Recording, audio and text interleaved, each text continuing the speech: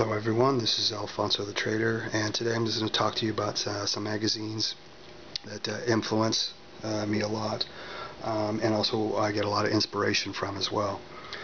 We have No Quarter magazine, and this is one of the old ones that I actually, when I was working there, I actually got to build and do terrain tutorials for the magazine, so I had a lot of fun doing these.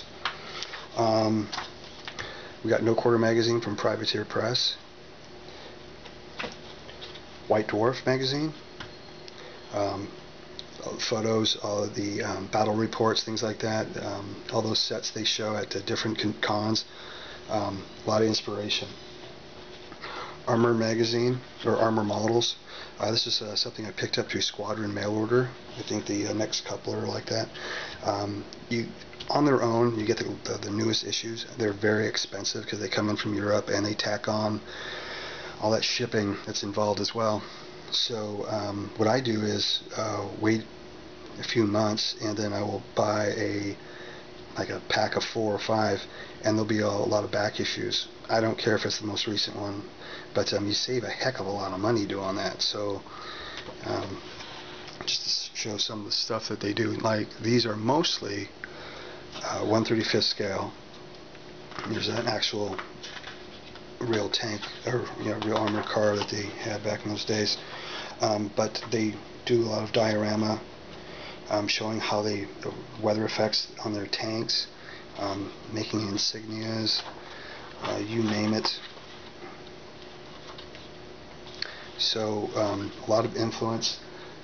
You can take everything that they teach you in these magazines. This one is historical miniature. Most of this is 54 millimeter and some 120 millimeter, and a little bit of everything in between. But you get quite a lot of good tutorials on how they were making their dioramas. Some of these are from scratch. Some of these models are kits you can buy. This one here is actually a flat. It's not three-dimensional. It's an actual flat, so piece of metal this big. And they just painted on all that great detail and shading effects. Lots of shows from around the country, and mostly through Europe, that they post in here as well. Great magazine, historical miniature. Figure International is another great one that I get. Now this is a North American issue. I believe it's Spain. I believe it's Andrea Miniatures puts this out. A lot of 54 millimeter, 120 millimeter, but these guys, they know what they're doing. It's a lot of great weathering, a lot of great detail. They throw in some color plates, so lets you in, kind of like Osprey magazines as well. Other tips as well, airbrushing, things like that. This is a really good magazine, though if you're in the States it does cost a lot of money. Once again, they're bringing it in from overseas. I did the same thing, Squadron mail order. You can order back issues or a bundle pack. It's a lot cheaper, and it's a great deal. Military in scale. These guys, some phenomenal dioramas for mostly vehicles, and yeah, so a lot of great inspiration as well. I love this magazine. I just can't stand the price of it though. Here in the States it's quite expensive, but it's just nothing but wargaming, miniature wargaming. It's right up our alley.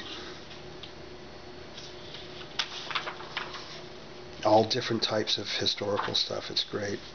Another one I got in the bundle thing, bundle pack model selection. They do quite a bit of scratch building as well. Tricking out your tanks. That'd be kind of cool. That'd be nice to look on Lehman Russ. One of my favorites and first I ever got into was Fine Scale Modeler here in the States. Relatively inexpensive still, and a lot of great articles.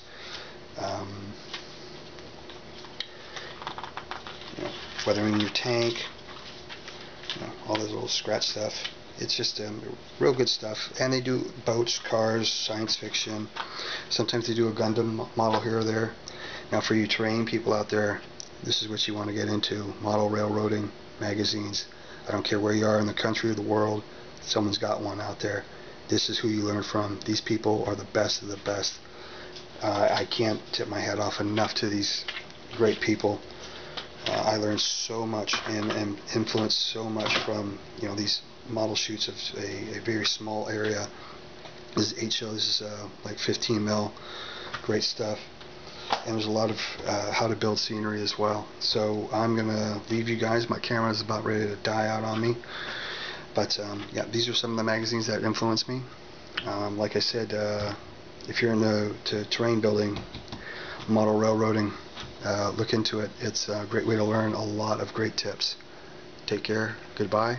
Have a good night.